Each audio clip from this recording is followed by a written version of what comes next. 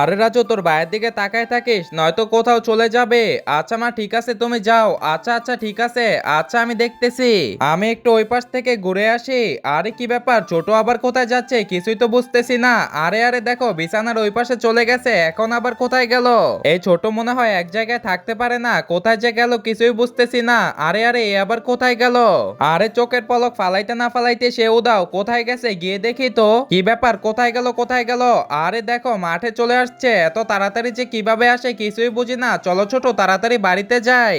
আরে এ তো যাইতে চাইতেছে না, একটা কাজ করি, একে একটু ঘুরায় নিয়ে আসি। চলো ছোট, আমরা ফুল আর পাখি দেখি। বাহ, ফলটা তো দেখি অনেক সুন্দর। আরে ভাইয়া, ওইটা আমাকে পেরে দাও। আরে কি ব্যাপার, এরা আবার কোথায় চলে গেল? আরে রাজু, কোথায় চলে গেলি তোরা? কোথাও তো পাইতেছি না। আরে ওই তো ওইখানে ওরা। একজন মা কতটা আপন হয়ে থাকে, যার মা নেই তাকে গিয়ে জিজ্ঞেস করে দেখো। তো দেখা যাক বন্ধুরা, মায়ের জন্য কে কে ভিডিওতে লাইক এন্ড সাবস্ক্রাইব করে। যারা মাকে ভালোবাসো না তারা এই ভিডিওটি থেকে দূরে থাকো।